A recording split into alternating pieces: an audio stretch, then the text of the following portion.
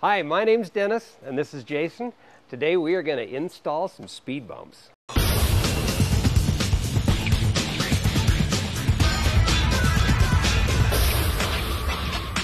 We're just going to take a minute, and Bryce, our head engineer here at TeraFlex, is going to go through the speed bumps, explain to you how they work and what they'll do for you. Our R&D department was spending a lot of time in southern Utah pushing their Jeeps to the limit.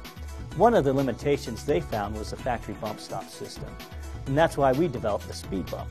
The limitation we found with the factory bump stop system is it only took 1.5 inches of travel before you're metal-to-metal contact, and that only took 1,500 pounds. So the speed bump gives you over twice the travel and well over double the load.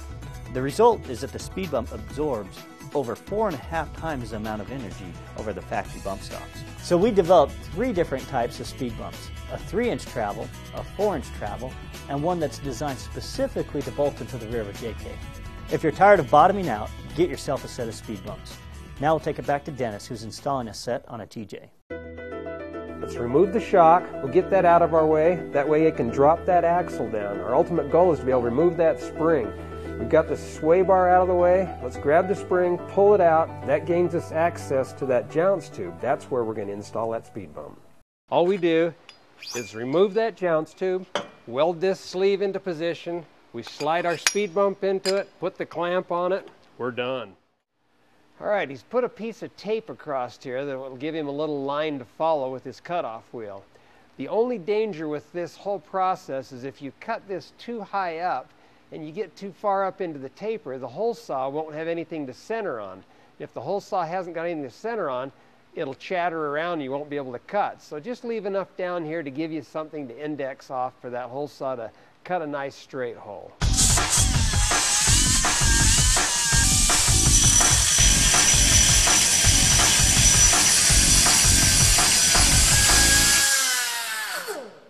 He's got it cut most of the way through. It gets to be a problem getting to the back side of this if your cutoff wheel isn't big enough to get clear into the back. And most of these cutoff wheels are not quite big enough diameter. So a little trick that he does is cut it part way, bend it back out of the way, and that'll gain the cutoff wheel access to the back of that tube, and you can make your final cut.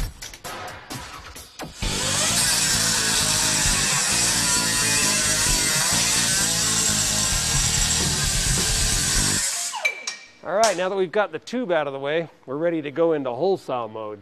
So we put the hole saw up there, and you can see that if you cut this off too long, what it would do is it wouldn't allow the saw to go up to be able to make contact into that shoulder. So he made his measurement. He measured from just right at the transition point. So that taper comes down. There's a natural little transition spot there where the straight tube is. Come down about 3/4 of an inch. It's not critical. With that out of the way, you can see through the little hole here, we can see that we actually have another 1/2 inch so that saw can go up before it bottoms into our hole saw. So we've got plenty of room to make that cut.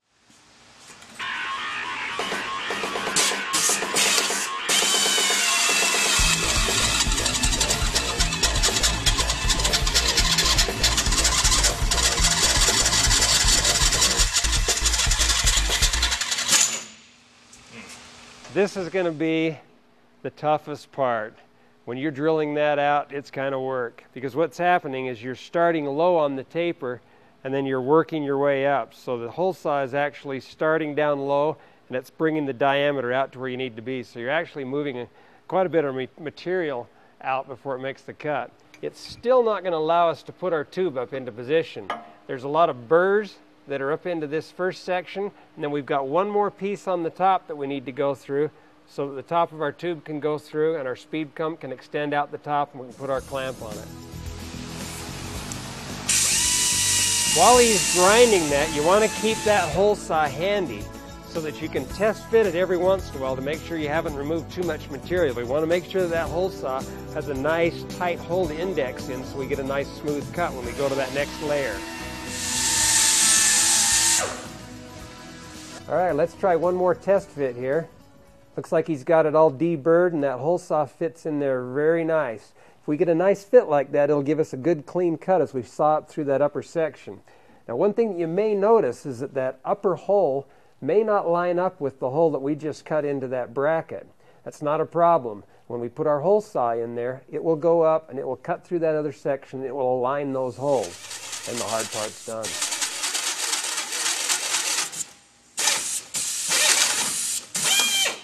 Nice work, Jace. Let's try a test fit here and see how it goes. It fits up in there nicely. So all we need to do is just do some final trimming along the bottom edge here so that it can sit up as flush as possible, and we'll be ready to weld it into position.